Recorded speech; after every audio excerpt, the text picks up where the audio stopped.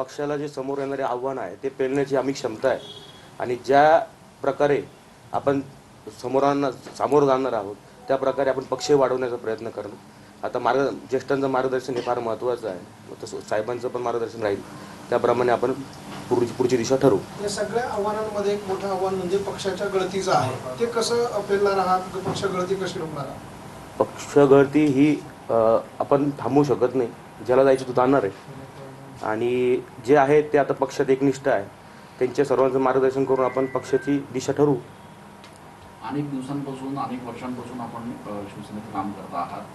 ज्या पद्धतीनं आता युवा सेनेचं काम देखील तुम्ही केलेलं आहे, एक आगामी महापालिका निवडणुकांच्या अनुषंगानं काय नेमकं करायला हवं असं मला वाटतं? कशी तयारी असणार आहे? मी लहानपणापासून, माझे वडील हे पण शिवसैनिक होते आणि मी लहानपणापासून शिवसेनेचा सगळा प्रवास बघितलेला आहे, त्यामुळं पेलण्याची क्षमता ही आपल्यामध्ये आहे.